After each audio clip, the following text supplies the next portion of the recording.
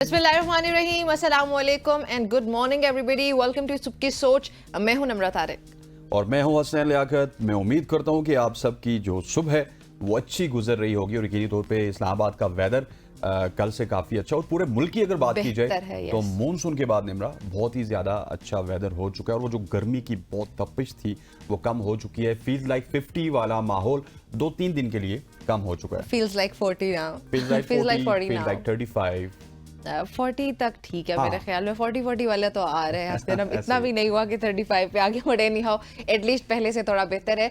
अच्छा हस्नैन, वैसे एक ये तो चले मौसम की अच्छी खबर थी, लेकिन एक बड़ी अफसोसनाक खबर जी कल सोशल मीडिया के जरिए सामने आई। एक एंकर पर्सन है निजी टीवी चैनल की, आयशा जहांजेब, एक बड़ा नाम है इंडस्ट्री का, और उनके ऊपर घरेलू तशद्दुद का वो शिकार हुई। उनके शोहर की ये जिनकी पिक्चर्स भी बल्कि इस वक्त आपको दिखा रहे हैं, ये अपने ही शोहर के हाथों शिकार हुई तशद्दुद का। और finally she took it up to social media, और फिर सोशल मीडिया पे आने के बाद इस पे मरियम नवाज साहिबा ने भी इसका नोटिस लिया है। अज़मा बुखारी ने कहा है कि इसकी इंक्वायरी करनी चाहिए, जो कि हम करेंगे भी, और मुलजिम को फिलहाल तक गिरफ्तार। मेरा ख्याल है कि देखिए आप उनको उनकी हालत देखिए, शोर ने बड़ा बेईमाना तशद्दुद किया और सोशल मीडिया पे जिस तरह आपने कहा सोशल मीडिया पे भी उन्होंने पुट किया, फिर पाकिस्तान के नेशनल टीवी चैनल्स भी इसको पुट कर रहे हैं, लेकिन अदालत की जानिब से भी इसका रिमांड ले लिया गया है और जो इनके शोर है उनको 2 दिन के रिमांड के ऊपर बुला लिया गया। आज अभी चीफ मिनिस्टर की खबर भी आ चुकी है कि उन्होंने भी इसका नोटिस लिया, लेकिन बड़ा अनफॉर्चुनेट है। आयशा जहांजेब एक बहुत बड़ा नाम है और उनके ऊपर इस तरह का तशद्दुद। साथ एक और मैं आपको ऐड करता चलूं निमरा कि आयशा का ये भी कहना है कि ये घर में अपने बच्चों पे भी तशद्दुद करते हैं। मतलब अच्छा, ये इनको बिल्कुल जान से मारने लगे थे। मैंने खबर डिटेल में इसकी जरा पढ़ा मैंने इसको, तो ये इनको जान से भी मारने लगे थे। बच्चियां जो हैं उन्होंने बस कहीं छुड़ा लिया, और जो ड्राइवर वगैरह हैं इनके उन्होंने कोई सुलह सफाई कराई है। दफात शामिल की गई हैं, वो यही है कि जान से मारने की कोशिश की गई है और इसी वजह से उनको एकदम से पुलिस ने गिरफ्तार किया और अदालत ने भी 2 दिन का रिमांड लिया। मेरे ख्याल रिमांड में इजाफा होता भी जाएगा, क्योंकि अब सीएम साहिबा भी बीच में आ चुकी हैं। पूरे पाकिस्तान की ये जीनत बन चुका है, लेकिन इट्स क्वाइट अनफॉर्चुनेट जिस तरह का वो चेहरा है, क्योंकि हम काफी अरसे से ये तो चले एक मीडिया पर्सनैलिटी हैं, इनके बारे में आता है, लेकिन ऐसा नहीं है कि सिर्फ ये एक बड़ी पर्सनैलिटी है इसलिए इनके लिए होना चाहिए। कोई भी औरत है, कोई भी शख्स है, चाहे वो औरत है मर्द है, ये हमारे दिल में लगती है। हाँ, दिल में लगती है, वो तो ज्यादा फील कर रहे हैं। लेकिन मतलब कहने का मकसद ये कि जहां इस तरह की पढ़ी लिखी शख्सियात या इनकी फैमिलीज में ऐसे हो सकता है, तो आप सोचें कि एक ग्राउंड लेवल पे अगर हम जाएं तो कितना ज्यादा ये तशद्दुद होता होगा उन फैमिलीज में जहां पे कोई पढ़ाई लिखाई नहीं है, जहां पे लिटरेसी ज्यादा है। सो यहाँ पे ये स्टोरी शेयर करने का मकसद ये है कि ख्वातीन को तशद्दुद का निशाना बनाना ना ही हमारे मुआशरती अक़दार में शामिल है, ना ही हमारे तहजीबी तमद्दुन, किसी एतबार से अगर आप इसको देखें तो ये हमारा हिस्सा ही नहीं है, हमारे शऊर का, हमारी रिवायात का। और फिर दीन की अगर बात आ जाए तो दीन क्या कहता है ख्वातीन के तकद्दुस के हवाले से, ख्वातीन के एहतराम और इज्जत के हवाले से। सो हमें इन सब चीज़ों पे बातचीत भी करनी चाहिए और जो इस तरह के केसेस हैं उनके खिलाफ आवाज़ भी उठानी चाहिए, और ये जो मुल्जिम इनको सजा मिलनी चाहिए। ये तो आपने बुरी खबर शेयर कर दी, अब अच्छी खबर की जानिब जाते हैं। कैंसर का इलाज पाकिस्तान में मुफ्त होगा, इस हवाले से भी बात हुई है। इस हवाले से यकीन दहानी तो करवा दी गई है, और इस हवाले से जो कौन करवा रहा है आपको ये यकीन दहानी? ये यकीन दहानी कल वफाकी वजीर आजम नज़ीर तारड़ साहब ने करवाई और उन्होंने इसके ऊपर डिटेल डिस्कशन की। फिर उन्होंने ये भी बताया कि ऑलरेडी जो पिम्स हॉस्पिटल है बिल्कुल हमारे पड़ोस में, वहाँ पे 350 के करीब लोग हॉस्पिटल में जेर इलाज हैं।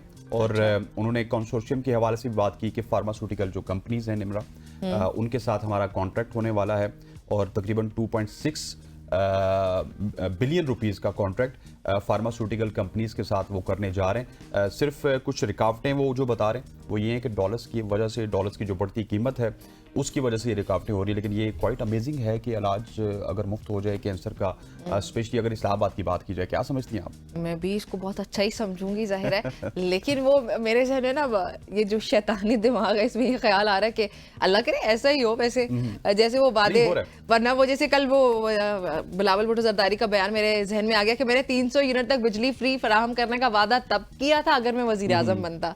तो ऐसे होते हैं इस मुल्क में, इसलिए वो आपने खबर तो शेयर की, लेकिन मेरे जहन में बहुत सारे सवालात भी आ रहे हैं। लेकिन खैर, आगे एक और स्टोरी भी है हमारे पास।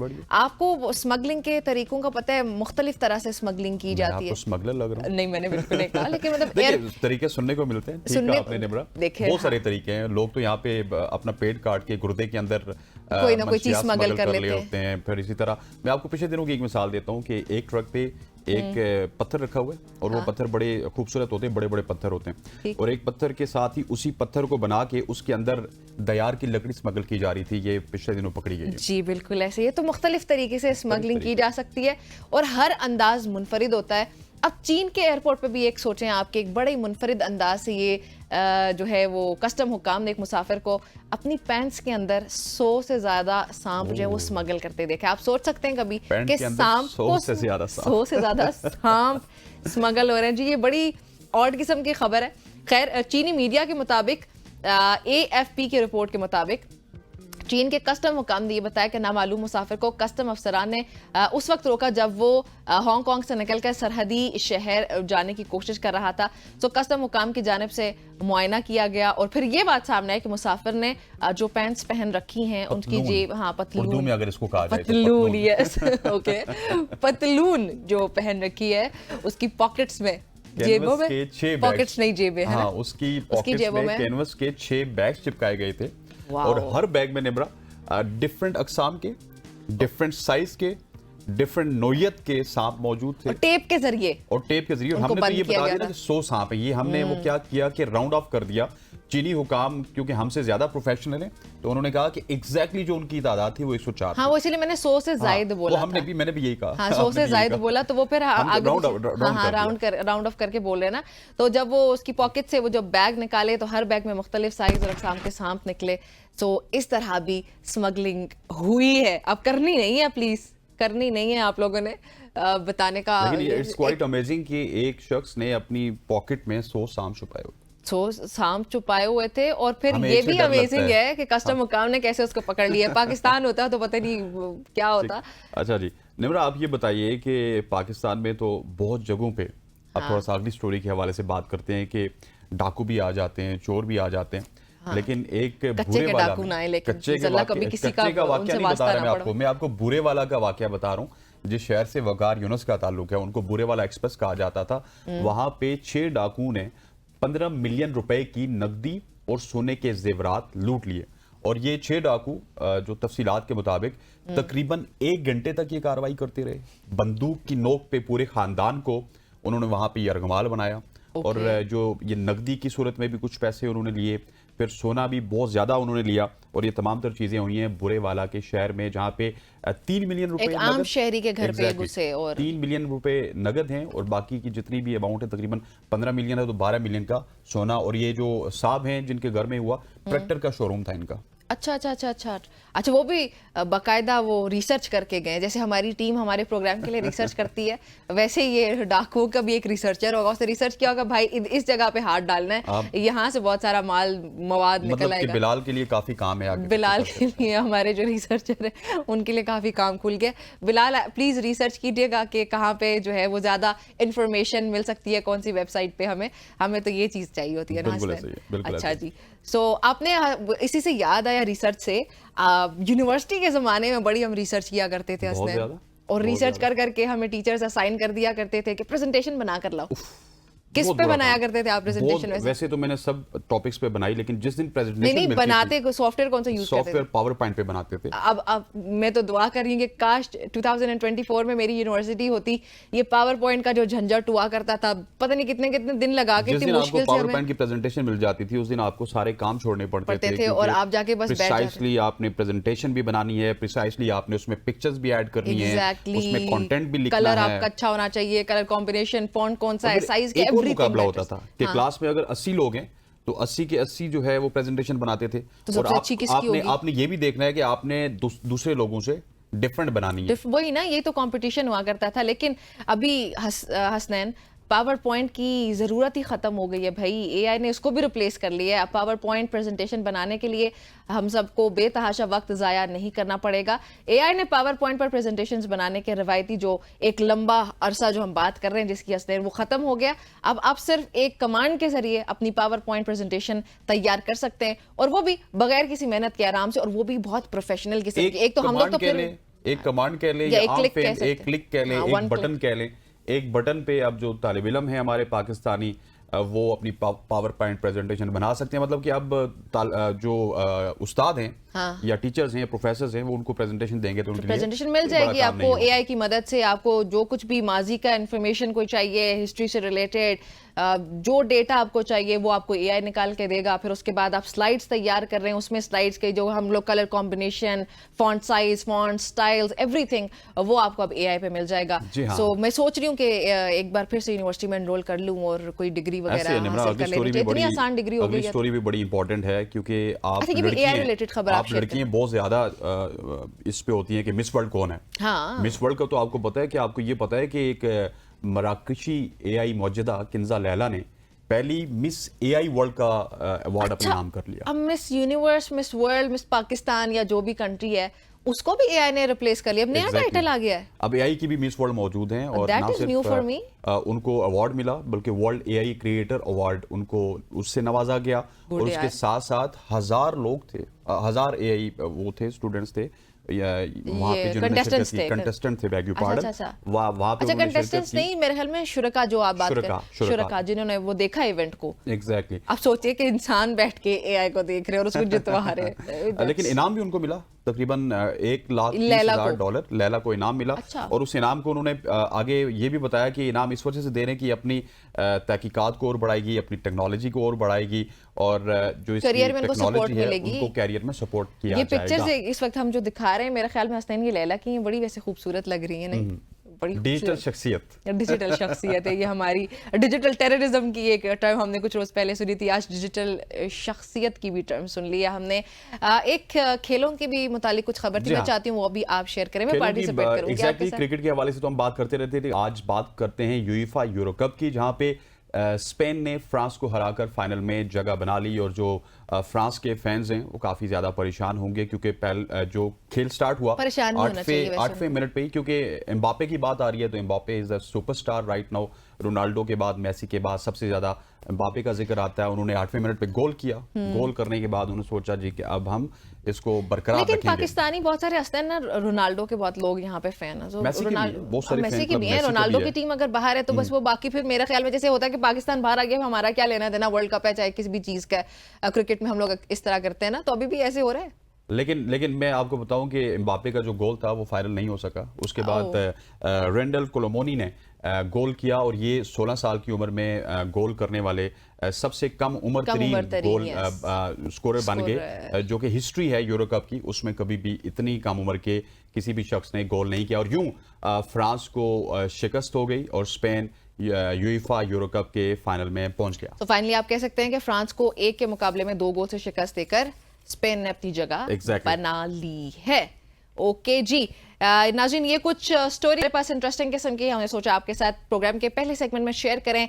थोड़ा मूड हमारा चीयर्ड अप हो जाएगा, लाइटर नोट पे हम जरा कुछ खबरें शेयर करेंगे क्योंकि आगे हमने आपके साथ बड़ी गहरी किस्म की गपशप करनी है। एक ब्रेक शामिल करने लगे और फिर वापस आते हैं गहरी गपशप के लिए।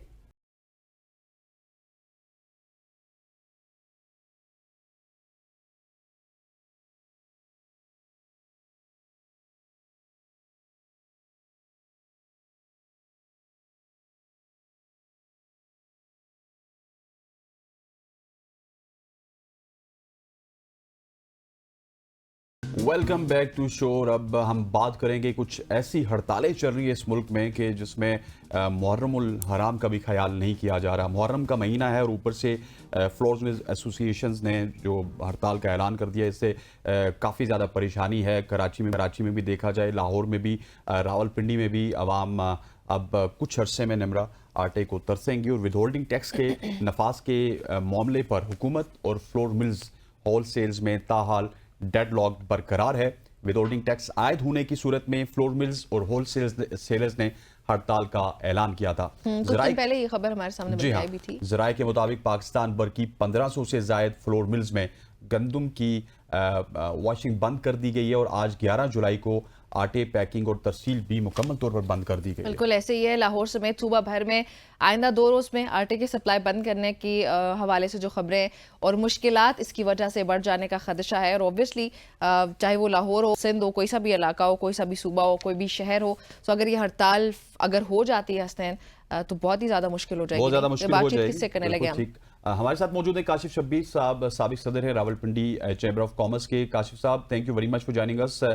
ये मामलात बिगड़ते चले जा रहे हैं, हम देख रहे हैं कि पेट्रोल को देख लें, आटे को देख लें, हर तरफ हड़ताल ही हड़ताल है। ये स्पेशली फ्लोर मिल्स की बात की जाए तो यहाँ पर क्या सूरत हाल है और ये सूरत हाल आपको सुधरती हुई नजर आ रही है या नहीं? देखें, बहुत शुक्रिया। पहले तो आपने हमारा मौक़िफ़ लिया। मसला ये है कि हुकूमत ने जो है इस फाइनेंस बिल के अंदर विद होल्डिंग एजेंट बना दिया है फ्लावर मिलिंग इंडस्ट्री को, और उस पर टैक्स जो है वो इम्पोज कर दिया, जो कि हमने आगे टैक्स लेना है और टैक्स के एडिशनल बर्डन जो है वो आटे के ऊपर पड़ना है। हम ये शुरू में समझ रहे थे कि शायद ये एनॉमली है, क्योंकि आज तक कभी ऐसा नहीं हुआ, क्योंकि बेसिक नेसेसिटी के ऊपर कभी भी आप टैक्स नहीं लगाते ताकि उसकी कीमतें जो है वो ना बढ़ें। लेकिन इस मरतबा चूंकि ये बढ़ गई, हमारी एसोसिएशन की डिस्कशन हुई गवर्नमेंट के साथ, लेकिन मामला किसी नहज पे नहीं बैठा। मजबूरन हमें ये जो है सख्त कदम उठाना पड़ा। अभी भी हम समझते हैं कि गवर्नमेंट अगर निगोशिएशन पे आ जाए, निगोशिएट करे, तो ये मामला रिजॉल्व हो सकता है। ना सिर्फ ये हमारा मसला है, बल्कि आप देखें कि जितने होल सेलर्स हैं आटे के, जितने रिटेलर्स हैं आटे के, सब के सब सरापा एहतजाज बने हुए हैं, क्योंकि कोई भी ये टैक्स को कबूल करने के लिए तैयार नहीं है। पहले आटे की कीमतें जो है बहुत ज्यादा बढ़ी हुई हैं, और अगर ये टैक्स लग जाता है जो कि हुकूमत ने लगा दिया है, तो 20 किलो के ऊपर एक मोहतात अंदाजे के मुताबिक कम से कम 120 से 125 रुपए का एक्स्ट्रा बर्डन अवाम के ऊपर पड़ेगा। हम ये सारी प्ली हमने अवाम के लिए ली है। हम चाहते हैं कि आटे की जो है बेसिक नेसेसिटी, उसकी कीमत आम आदमी की पहुंच में रहनी चाहिए, उससे नहीं निकलनी चाहिए। वैसे भी इन्फ्लेशन का बहुत प्रेशर है अवाम के ऊपर, और इन सब चीजों को मद्देनजर रखते हुए फ्लावर मिल एसोसिएशन ने ये सख्त कदम उठाया। लेकिन काशिफ साहब, आपके चले अगर लेट्स सपोज कि आपकी सारी बातें बिल्कुल ठीक हैं और आपके सारे मुतालिबात जायज हैं, लेकिन इसमें गरीब आवाम का तो कोई कसूर नहीं है ना। आटा is the only thing that they have. तो वो फिर आवाम के बारे में कुछ चीजें ऐसी साथ होनी चाहिए कि उन बेचारों को सफर ना करना पड़े बहुत ज्यादा, वो पहले से इतना सफर कर रहे हैं। देखिए, इंडस्ट्री सर्वाइव करेगी तो आवाम सर्वाइव करेगी, इंडस्ट्री सर्वाइव करेगी तो प्रोडक्शन होगी और हम आवाम तक चीजें पहुंचा सकते हैं। लेकिन अगर इंडस्ट्री सर्वाइव नहीं करेगी तो फिर आवाम तक चीजें नहीं पहुंच सकती किसी सूरत भी। और हमेशा जब भी आटा की कीमतें बढ़ती है, ब्लेम जो है फ्लावर मिलिंग इंडस्ट्री के ऊपर आता है कि उन्होंने रेट बढ़ा दिया, जबकि कोई ये नहीं सोचता कि रॉ मटेरियल का रेट बढ़ता है, आपकी इनपुट कॉस्ट बढ़ती है, जिसकी वजह से अल्टीमेटली रेट बढ़ाना पड़ता है। अभी हाल ही में हमारा MDI जो था वो तकरीबन 400 रुपए MDI का फैक्टर लगता था फ्लावर मिलिंग इंडस्ट्री के ऊपर, जो कि सरकार ने बढ़ाकर 2000 रुपए पहुंचा दिए। 300 गुना इस चीज का इजाफा कर दिया गया। अब इसका प्रेशर भी जो है डेफिनेटली प्रोडक्शन के ऊपर आएगा, डेफिनेटली प्रोडक्ट के ऊपर आएगा, जिसको अल्टीमेटली अवाम को बेयर करना पड़ेगा। हम हमेशा से इस बात को कहते हैं एज ए बिजनेस कम्युनिटी कि सरकार ने जब भी कोई नया टैक्स आयद करना हो, जब भी कोई पॉलिसी में चेंज करनी हो, सबसे पहले स्टेक होल्डर्स को इन कॉन्फिडेंस लेना चाहिए, ताकि हम उनको ग्राउंड रियलिटीज बताएं कि इसका इम्पैक्ट क्या पड़ेगा। इन आइसोलेशन गवर्नमेंट जो है वो फैसला कर देती है, और जब वो नेगेटिव इम्पैक्ट पड़ता है उसके बाद स्टेक होल्डर्स और गवर्नमेंट जो आप हमारे साथ रहिएगा। हमें ज्वाइन किया है आसिम रजा साहब ने, जो कि फ्लोर मिल एसोसिएशन के सदर भी हैं। रजा साहब, आपको खुशामदीद कहते हैं, thank you joining us. Sir, मुझे कुछ डिटेल्स बताइएगा, स्पेशली अगर बात की जाए फ्लोर मिल एसोसिएशन की, जो FBR के साथ मुज़ाकरात हुए वो नाकाम हो गए, उसकी क्या वजह है और मामलात कहाँ पे फंसे हुए हैं, कब तक ये मामलात हल होंगे? आसिम साहब, आप में सुन पा रहे हैं? जी, अब आई आवाज। जी आसिम साहब, बताइएगा कि आप लोगों के ये जो डेडलॉक है, ये किस वजह से अभी तक मामलात क्यों तय नहीं पा सके और मामलात कहाँ पे जाके, किस पॉइंट पे जाके फंस रहे हैं? देखिए, जो अभी क्वेश्चन है वो ये है कि हमारा मुज़ाकरात की बात हो रही है। मुज़ाकरात हमारे सच नहीं हुए अभी तक। उसके अंदर टेलीफोनिक राब्ता हुआ और चेयरमैन FBR का ये कहना था कि हमने आपको टैक्स नहीं किया, कोई टैक्स नया नहीं लगाया। लेकिन इनफैक्ट टैक्स नहीं है, उन्होंने हमें विद होल्डिंग एजेंट बनाया है वो चूंकि ऑल मैन्युफैक्चरर्स को बनाया है तो उसकी तशरीह के अंदर उसकी आगे ट्रांसलेशन में हमारी इंडस्ट्री फॉल करती है। तो उसकी वजह से ये 5.5% विथहोल्ड करेगा होलसेल डीलर हमें पेमेंट करते हुए। तो हमारा तो टोटल मार्जिन उतना नहीं है कि ये पेमेंट दी जा सके या विथहोल्ड हो और बाद में उसकी एडजस्टमेंट हो। तो ये हमारा पॉइंट है कि हमें विथहोल्डिंग एजेंट ना बनाया जाए। जो टैक्स ले रहे हैं उस पर भी कोई एतराज नहीं, और उसके बाद जो कंसर्न है गवर्नमेंट का कि नेट बढ़ना चाहिए, होलसेल डीलर्स और रिटेलर सबको इस नेट पे आए, हमें किसी किस्म का कोई इतराज नहीं है। हमें कहा जाएगा तो हम होलसेल डीलर जो फाइलर होंगे उनको माल देंगे, और इसी तरह जो आगे रिटेलर्स हैं सिर्फ उनको माल दिया जाएगा जो अपना टैक्स पेयर हैं। अच्छा आसिम साहब, लेकिन मैकेनिज्म बताइएगा, फ्रेमवर्क बताइएगा इस हड़ताल का होगा क्या? शॉर्टेज क्रिएट की जाएगी या फिर आटे की तरसील को मार्केट में बिल्कुल ही रोक दिया जाएगा? क्योंकि इन दी एंड मेरा जो कंसर्न है वो आवाम ही है कि वो लोग बेचारे काफी सफर करेंगे, लेकिन आप लोग इसको प्लान किस तरह कर रहे हैं कि करना क्या है? देखिए, हमने जो अभी किया ये 6 तारीख को हमने कॉल दी थी और 5 दिन हमने मार्केट में सप्लाईज दी है। कल रात 12 बजे तक भी हमारी मार्केट में गाड़ियां जा रही थी। आज से हमने गर्निंग बंद की है। 8 दिन के बाद हम दोबारा एग्जीक्यूटिव की मीटिंग करके तो अपना नया लाएअमल देंगे। मतलब 8 दिन तक मतलब कोई भी काम नहीं होगा। 8 दिन तक शॉर्टेज क्रिएट किया जाएगा? शॉर्टेज नहीं, मार्केट में 8 से 10 दिन का माल होता है। लेकिन आसिम साहब बात तो यही है ना कि 8 दिन बाद फिर जब कुछ कम होगा तो उसके बाद आपकी बात सुनी जाएगी। अनफॉर्चुनेट है कि गवर्नमेंट भी तो बात ऐसी सुनती है। देखिए, कंसर्न अगर हम पंजाब गवर्नमेंट का भी लें तो वो भी बहुत कंसर्न है आटे के रेट पे, और अगर हम वफाक को देखें तो मियां शहबाज शरीफ साहब जो हमारे प्राइम मिनिस्टर हैं उन्होंने हमेशा आवाम को सस्ता आटा देना चाहा। ये एक एनॉमली है जो एक क्रिएट हुई है, जो जिस तरह चेयरमैन एफपीआर की मैंने आपको बात बताई, उन्होंने कहा जी हमने तो आपको कोई नया टैक्स नहीं किया, हमने कोई ऐसा काम नहीं किया, लेकिन वो जो उसमें अमेंडमेंट आई है उसके जिम्मे में हम उसकी जद में आए विद होल्डिंग एजेंट होने की, तो उसकी एक क्लैरिफिकेशन है। जैसे ही वो हो जाएगी इंशाल्लाह स्मूथ रनिंग होगी और इंशाल्लाह वापस गंदम मौजूद है मुल्क के अंदर, और इसका प्रोडक्शन भी बहुत ज्यादा है और हमारे पास स्टॉक भी बहुत ज्यादा पड़ने में, कोई ऐसा टेंशन आवाम को नहीं आएगी इंशाल्लाह। चलें इंशाल्लाह, अल्लाह करे ऐसा ही हो। आसिम साहब आपका बहुत शुक्रिया ज्वाइन करने के लिए, काशिफ आपका भी बहुत शुक्रिया में ज्वाइन करने के लिए। नाज़रीन, ये तो आटे की सूरत है, यहाँ पे खत्म नहीं हो रहा। दूध की भी हड़ताल, डेयरी फार्मर्स की तरफ से भी बहुत सारी शिकायतें और मसले मसाइल, जिस तरह मैंने आपको बताया ना, कभी पेट्रोल का काम आ जाता है, कभी आटा आ जाता है, कभी दूध का नाम ले रही हैं। और कराची में डेयरी फार्मर्स भी बड़े नाराज नजर आ रहे हैं, बहुत ज्यादा नाराज हैं, और उन्होंने बाकायदा मुतालबा कर दिया कमिश्नर कराची से कि दूध की कीमत को 300 रुपए फी लीटर मुकर्रर करने का मुतालबा किया है। आई रिमेम्बर कि जब हम लोग 100 रुपए का दूध हुआ था 1 किलो, तो वो इतना ज्यादा लग रहा था। जब 100 तो हमें 50 का भी याद है, 110 सही बात है, वैसे 50 रुपए से 100 गया, फिर 110। और जो पैकेज दूध है हस्नैन, किसी जो पैकेज दूध है वो आपको 380 रुपए का मिल रहा है। एग्जैक्टली कहीं पे 350 का, कहीं पे 380 का। और ये अभी देखिए मार्केट पे इतनी ज्यादा इंस्टेबिलिटी है प्राइसेस के हवाले से कि मतलब 300 भी मिल रहा है, 350 भी मिल रहा है, 380 भी मिल रहा है। शाकिर उमर गुज्जर हस्नैन इस वक्त हमारे साथ मौजूद है, जो कि डेयरी फार्मर्स के सदर हैं। उनसे जानते हैं कि उनके क्या मसले मसाइल हैं। शाकिर साहब अस्सलाम वालेकुम। वालेकुम अस्सलाम। शाकिर साहब, आपके आने से पहले हम लोग आटे पे बातचीत कर रहे थे, वहां पे भी हड़ताल हमारे सामने आ रही है। अभी दूध से मुतालिक भी खबरें आ रही हैं, क्या मसले मसाइल हैं?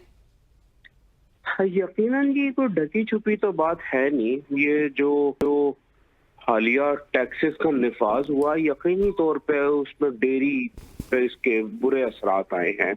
इनपुट पे भी टैक्स लगा दिया गया, आउटपुट पे भी टैक्स लगा दिया गया। 2 तरफा टैक्स है। एक तरफ प्रोसेसिंग इंडस्ट्री को पूरी तरह मुतासिर कर दिया गया, दूसरी तरफ किसानों को मुतासिर किया गया।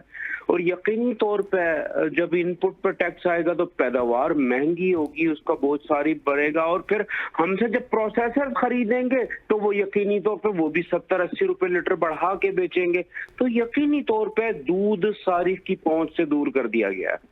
अच्छा सर, पहले मुझे ये बताइएगा कि अब आपके क्या मुज़ाकरात चल रहे हैं? पहले क्या आपके रेट्स तय हुए थे कमिश्नर करात, और अब आप इसको 300 तक बढ़ाने की जो गुजारिशात कर रहे हैं, क्या वो इसको मान लेंगे? असल में जी देखें, पहले भी हमारी जो कॉस्ट ऑफ प्रोडक्शन थी वो 280 रुपीज थी, जिसे उन्होंने 220 पे उन्होंने नोटिफिकेशन Finalize कर किया। दिया था।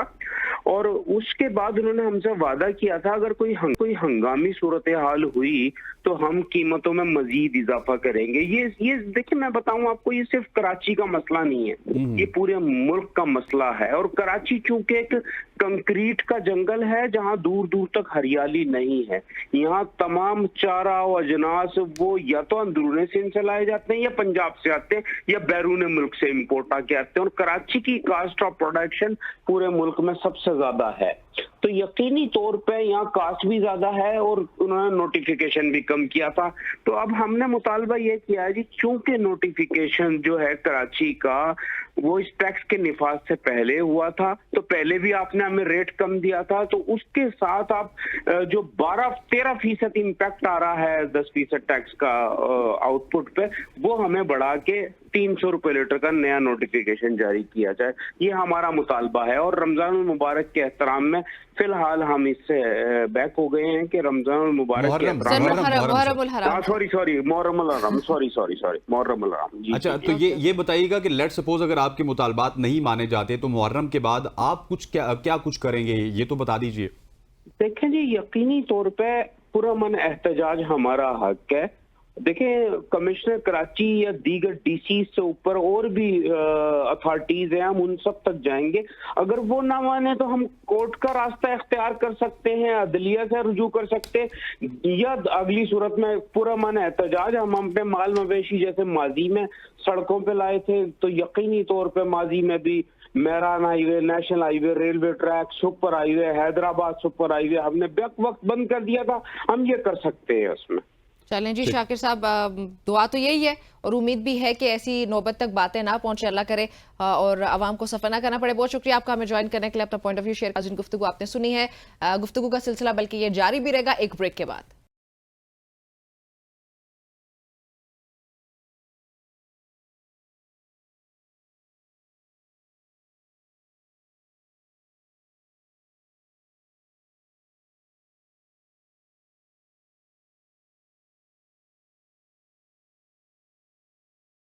वेलकम बैक टू शो जी। सियासत में बहुत हलचल चल रही है। कुछ बयानात जावेद लतीफ साहब ने दिए, कुछ बयानात सदर आसिफ अली जरदारी साहब की जानिब से आए और कुछ जो शहबाज शरीफ साहब हैं वो भी बड़े अपनी काबीना के ऊपर गरम नरम रवैया उन्होंने इख्तियार किया होता। फिर अदालती मामलात भी हैं। इन तमाम तर मामलात के ऊपर हमारे साथ बात करने के लिए सीनियर तजिया निगार जनाब इम्तियाज़ गुल साहब मौजूद हैं। इम्तियाज़ साहब, सबसे पहले तो मैं चाहूँगा कि आसिफ अली जरदारी साहब का स्टेटमेंट बहुत ज़्यादा इंपॉर्टेंट है कि हम हुकूमत गिराना भी जानते हैं और बनाना भी जानते हैं। इस स्टेटमेंट को आप किस तरह देख रहे हैं? और एक जो इक़्तिदार के हल्के हैं वहाँ पे भी हमें रस्साकशी देखने को मिल रही है। देखिए, पाकिस्तान की सियासत में ब्लैकमेलिंग, सियासी ब्लैकमेलिंग एक बहुत बड़ा फैक्टर बन गया है इस वक्त। आसिफ अली जरदारी साहब ने जो कुछ कहा है वो उनकी, मेरा ख्याल है कि जो जहनीत है उसको जाहिर करता है कि हम हुकूमत बनाना भी जानते हैं, हम हुकूमत गिराना भी जानते हैं। यानी कि वो एक डील के नतीजे में इस वक्त हुकूमत को सपोर्ट कर रहे हैं। डील ही के नतीजे में वो सदर बने हुए हैं और उन्होंने सियासी कुव्वतों के साथ नहीं की बल्कि कुव्वतों के, गैर सियासी कुव्वतों के साथ भी समझौता करके वो दोबारा ऐवान सदर पहुंचे हैं। ये वो साहब हैं जिनको उन्हीं गैर सियासी कुव्वतों ने मिस्टर 10% करार देने बिल्कुल पेश थे वो। तो लिहाजा इसमें आपको हैरानी कोई नहीं चाहिए, चाहे वो शरीफ फैमिली है, भुट्टो फैमिली है, जरदारी फैमिली है। ये बस हमारी पाकिस्तान के जो 25 करोड़ अवाम है उनकी किस्मत में लिख दिया गया है कि इस किस्म के जोड़ तोड़ करने वाले सियासतदान जिनका दीन ईमान मैं समझता हूँ कोई नहीं है, इनके अपने गहरे मफादात हैं, पार्टी पर अपने ज़ाती मफादात हैं, जिसकी वजह से ये हम पे इस वक्त मुसल्लत हैं। और मैं समझता हूँ कि बड़ी अलमनाक ट्रैजिक सूरत हाल है पाकिस्तान में कि एक तरफ एक हुकूमत को वो सपोर्ट कर रहे हैं जिसके टैक्सों की भरमार के जरिए गरीब आदमी का जीना दोबर कर दिया है, और दूसरी तरफ वो अपनी अयाशियां जो हैं, अपना अंदाज हुकूमत जो है वो तब्दील नहीं कर रहे। और सदर साहब ने अपने लिए 2 गवर्नर हासिल कर लिए, अब हुकूमत में शामिल होने के लिए भी उनकी पार्टी पर तोड़ रही है। तो ये बड़ी इंतहाई एक अफसोसनाक सूरत हाल है। इम्तियाज गुल साहब, मुझे सिर्फ ये बताइएगा in addition to this question कि एक तरफ जरदारी साहब का स्टेटमेंट आ गया, एक तरफ फजल रहमान साहब ने स्टेटमेंट दिया कि पीटीआई को अब नशिस्तें छोड़ देनी चाहिए असेंबली की, और अचकजई साहब तो कह रहे हैं कि स्पीकर साहब के खिलाफ अदम एतमाद लाएंगे। तो क्या ये आपको कोई पॉलिटिकल इंस्टेबिलिटी होते हुए नजर आ रही है आने वाले दिनों में? सियासी अदम इस्तेहकाम तो पहले से ही मौजूद है ना। जिस मुल्क में अगर अवाम की, वोटर्स की अक्सरियत का फैसला नहीं माना गया हो, अवाम क्या बल्कि जो सरकारी अफसरान हैं वो भी गैर इत्मीनान का शिकार हों। खुद आते जाते हमें जगह जगह पे सरकारी अफसरान मिलते हैं, यूनिफॉर्म में भी हैं, बगैर यूनिफॉर्म के भी हैं, वो भी मौजूदा हालात से खुश नहीं हैं। तो जब आम लोग, सरकारी अफसरान खुश नहीं होते हैं तो उसको इस्तेहकाम नहीं कहा जा सकता है, ये मुसलसल अदम इस्तेहकाम है। बाकी जहाँ तक मौलाना फजल रहमान की बात है, उनके तो झांसे में अगर कोई नहीं आए तो बेहतर है, इसलिए कि वो एक हिटमैन है, मेरा ख्याल है किसी के ईमा पे वो हैं। और अगर वो अब लगता है कि पीटीआई को जिस तरह पहले कुछ लोगों ने इस्तीफे दिलवा के खैबर पख्तूनख्वा से, पंजाब से और काफ़ी मैं समझता हूँ ख़राब किया, अभी वो दोबारा शायद वही चाहते हैं कि ये लोग इस्तीफे दें और उसकी जगह ज़ाहिर है इस्तीफे तो फिर बाई इलेक्शन हो जाएगा, ये फिर पार्लियामेंट से बाहर ही चीखो पुकार करते रहेंगे, इनकी कोई सुनेगा नहीं।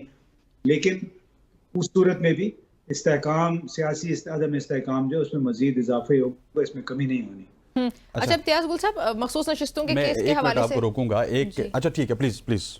मखसूस नशिस्तों के केस के हवाले से आज फैसला मुतवक्के है, आपको क्या लगता है? वैसे मुझे पर्सनली ये लग रहा है कि बहुत ही कोई मुख्तलिफ किस्म का ये इसका फैसला आ सकता है, आपको क्या लगता है?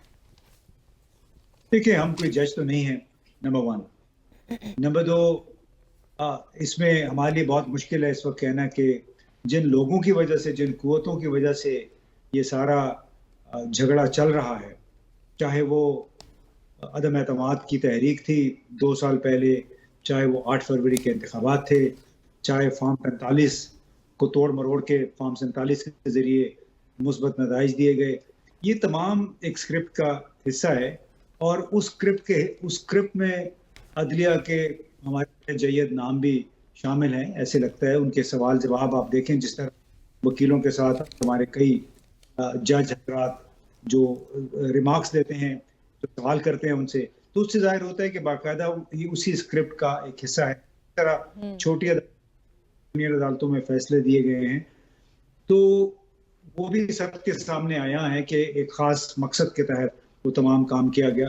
खुशकिस्मत बात है कि अक्सर जजों के ज़मीर इस वक्त लगता है जागे हुए हैं कि वो, कुछ लोगों के ज़मीर इम्तियाज साहब कुछ ज्यादा ही सो गए। खबर मानिका की जानिब से कल जो बुश हबीबी से मुतालिक एक दरख्वास्त मजीद दायर की गई है इद्दत केस में, मैं उसका मतन ऑब्वियसली यहाँ पे ऑनर बोल ही नहीं सकती हूँ, उस दरख्वास्त को आप कैसे देखते हैं? और मतलब ये वाकई बहुत ही ज्यादा ज़मीर सो नहीं गए?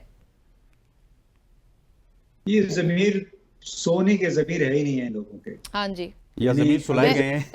हाँ। इम्तियाज गुल साहब, ज़मीर सुलाए तो नहीं गए? सबको पता है। बेज़मीर कुछ मजबूरियां ठीक है लोगों की हो सकती हैं, लेकिन इस हद तक मजबूरी में गिर नहीं सकते कि आप अपने बेडरूम की कहानियां FIR में और पिटिशंस में डालना शुरू कर दें। और कुछ चीज़ें हमें भी पता हैं जो कि किस तरह इद्दत का जो केस था, अब पाकिस्तान की जिस अंदाज में बदनामी हुई है पाकिस्तान की अदलिया की, जो जज इस नौयत के केस कबूल भी कर रहा है, वो अपने मुंह पे कालक मल रहा है, इसलिए कि इस किस्म के जो केस हैं वो तो उनको पहली हियरिंग में, पहली बात में ही उठा के बाहर फेंक देने चाहिए। लेकिन ये मैं समझता हूँ इस किस्म के लोग हैं, इनके ज़मीर हैं ही नहीं है। ज़मीर अगर हो तो फिर इसका आप कोई तरीका निकालते हैं। इस किस्म के बेहुदा लग़्व कोई कबूल ही नहीं करता, लिहाजा इनसे कोई न तो कोई हमदर्दी करेगा, न ही इसकी वजह से इस पूरे निज़ाम के लिए हमदर्दी पैदा होगी, जो अहम तरीन बात है। ये इस किस्म की इम्तियाज गुल साहब से मुझे सिर्फ इतना बताइएगा कि बहुत सारे लोग ऐसे हैं कि जो कि थोड़ा सा बानी पीटीआई की तरफ झुकाव भी रखते हैं, लेकिन कल जब 190 मिलियन पाउंड का केस चल रहा था तो परवेज खटक साहब ने तो वहाँ पे कह दिया बरबला कि ये बेसिकली काबीना के एजेंडे में शामिल नहीं था, ये एक स्पेशल एजेंडा था जो कि हमें मालूम नहीं था। उसके अलावा उन्होंने बहुत सारे इल्ज़ामात लगाए, फिर वहाँ पे बानी पीटीआई मुस्कुराए भी। तो परवेज खटक साहब तो बहुत ही ज़्यादा जाके बयानात भी दे रहे हैं और वहाँ पे इस तरह लग रहा है कि उनके पास बहुत ज़्यादा इंफॉर्मेशन भी है।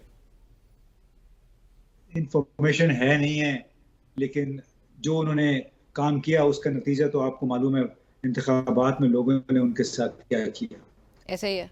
महमूद महमूद परवेज, पूरी फैमिली को लोगों ने उड़ा के रख दिया। ये तो बात एक हो गई। दूसरी, लग़व और बेहुदा केस इसलिए है, कतई नजर इसके कि काबीना में बंद लिफाफे में क्या था।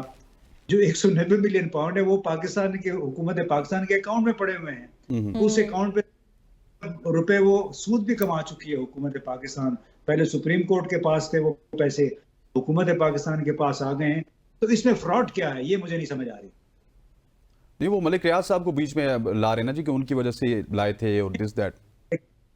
तो टीवी पे आके ये बहस मुबाहिसा करते हैं, हम वही सवाल जो कि वकील इस्तिगासा करता है, वही सवाल करते हैं जो कि नेशनल अकाउंटेबिलिटी ब्यूरो एक इंतहाई कॉम्प्रोमाइज इदारा है जहाँ पे बहुत सारे बेज़मीर लोग आए हुए हैं। और उसमें हमारे काबीना के भी माशाल्लाह बड़े प्रोफेसर डॉक्टर लोग भी शामिल हैं। कि मुझे ये नहीं समझ आती कि जब वो अमाउंट पाकिस्तान सुप्रीम कोर्ट या हुकूमत पाकिस्तान के अकाउंट में आ गया और उसके ऊपर हुकूमत सूद भी कमा रही है। हाँ, जो आप जिस बात की तरफ इशारा है कि मलिक रियाज ने उनको जमीन दी है अल-कादिर ट्रस्ट को, ये एक अखलाकी मामला है। इसके के अखलाकी तौर पे उस वक्त की हुकूमत को अगर ऐसा हुआ है ये जमीन लेनी चाहिए थी या नहीं, ये इखलाकी मामला है। इखलाकी मामले पे ताजीरी कवानीन के तहत सजाएं नहीं होती है, नई हुकूमत उसकी बुनियाद पे केसेस बनाती है। हुकूमत तो 1+1 करके या जो इस्तिगासा है उसकी बिल्कुल बुनियाद पे बिल्कुल केस ऐसे ही। बनाता है। इम्तियाज गुल साहब, मैं जब पहले निमरा को रोक रहा था तो मैं आपको एक शॉर्ट सुनाना चाहता था। जरा पहले वो शॉर्ट सुनते हैं जो कल मुकालमा हुआ प्राइम मिनिस्टर का और असद कैसर का, उसके ऊपर फिर आपका पॉइंट ऑफ व्यू जानते हैं प्लीज। सर, मेरे बहुत नाम है जब ये स्पीकर थे और उस वक्त ये लीडर दी ऑपोजिशन को किस तरह बोलने नहीं देते थे, ये रिकॉर्ड कैसा है, रिकॉर्ड कैसा है। मियां साहब जो है ना 8-8 घंटे तकरीर करते थे, 8-8 घंटे। चैलेंज करता हूं स्पीकर साहब, आप पूरा रिकॉर्ड निकाले और फिर लड़ाई होती थी। उस वक्त लाइव चलता था, मियां साहब लाइव तकरीर करते थे। अभी तो कैमरे बंद हैं, कोई लाइव हमारा नहीं चलता। अभी उधर फरिश्ते बैठे हैं। असद कैसर मेरे जी। सो इम्तियाज साहब, ये शॉट आपने सुना है, लाइव चलता था बल्कि ये बहस तो चले पुरानी होगी। इसके साथ ही जो परसों की हुआ कि जिस तरीके से आईएसआई के एक अफसर को क्या शाही किस्म के आपको इख्तियारात दिए गए, सो इस सब पे आप क्या कहेंगे? ये तो मेरे ख्याल कोई नई बात नहीं है। PDM 1 हुकूमत में जिस अंदाज में आर्मी एक्ट में तब्दीलियां की गई थी, कुछ और कवानीन में एक हफ्ते के अंदर 45-50 तरमीम हुई थी, तो वो भी मैं समझता हूँ बेज़मीरी का एक मार्च था। और इसी तरह का काम अब इन्होंने दोबारा कर दिया है। फ़ोन किसी के टेप करना सुनना दुनिया भर में होता है, हर एजेंसी करती है, लेकिन बाज़ाब्ता तौर पे अमेरिका जैसे मुल्क में भी सुप्रीम कोर्ट से इजाज़त लेनी पड़ती है। या उन्होंने बिल्कुल अपने हाथ से इख्तियारात दे दिए और कई मामलात में भी फ़ौज को इख्तियारात दे दिए इस PDM 2 हुकूमत ने। और उसमें मेरा ख्याल है कि बड़े अफसोसनाक बात है कि जो आज़ादियाँ, जो इख्तियारात सिविलियन हुकूमत ने हासिल किए थे या जो हुकूमतों ने हासिल किए थे गुज़िश्ता 40 बरसों के दौरान, वो एक एक करके इन शहबाज शरीफ साहब और इनके जो हैं दरबारी, उनकी मौजूदगी में एक एक करके उन इख्तियारात से ये दस्तबरदार होते चले जा रहे हैं। Thank you very much Imtiaz साहब, thank you very much for joining us. Gul साहब, बड़ी ज़बरदस्त अंदाज में तज़किया दिया उन्होंने अदालती मामलात पे भी, सियासत पे भी, और काफ़ी जो भी अदालती मामलात से याद आया, आज इद्दत निकाह केस के हवाले से भी फैसला हम लोग एक्सपेक्ट कर सकते हैं या उसमें आज या कल में तो हो ही जाएगा। आज या कल में। उसके अलावा मखसूस नशिस्तों के केस का भी वक्त हुआ चाहता है एक ब्रेक का, लेकिन मैं ब्रेक से पहले बता रही हूँ मखसूस नशिस्तों के केस लेकिन जल्दी ले लीजिए। ठीक है, जल्दी से कमर्शियल वाले कह रहे हैं। जी जल्दी ब्रेक लेते हैं फिर।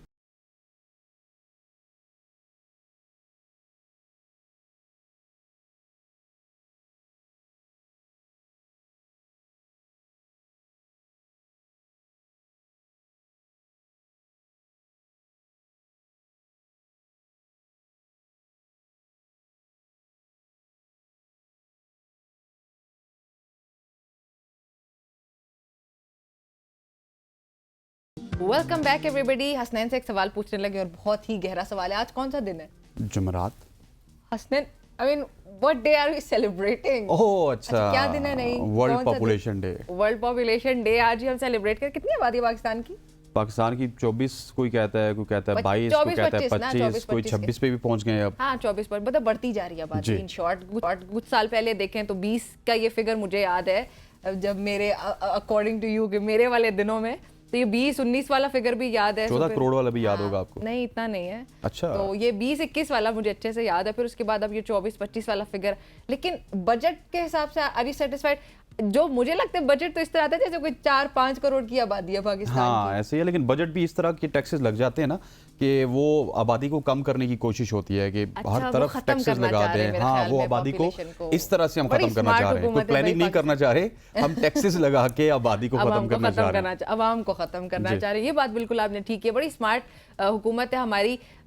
पॉपुलेशन बढ़ रही है, उसको कंट्रोल करने के लिए बजट बड़ा शदीद किस्म का मार्केट में आ जाता है ताकि अवाम जो है बिल्कुल लेकिन इसका हल भी हमें ढूंढना है। और इसका हल लेने के लिए मेरा ख्याल है कि हमारे पास माहिर मुआशियात जनाब खाकान नजीब साहब मौजूद है। खाकान साहब, warm welcome to show sir. World population day, लेकिन जितनी ज़्यादा पॉपुलेशन बढ़ रही है हमारे मसाइल भी उतने ज़्यादा बढ़ रहे हैं। इसकी क्या वजह है? और दुनिया भर में भी ये मसाइल आहिस्ता आहिस्ता बढ़ रहे हैं, चाहे छोटे मसाइल हों या बड़े मसाइल हों, दुनिया सारी ही ऐसे मसाइल से परेशान है।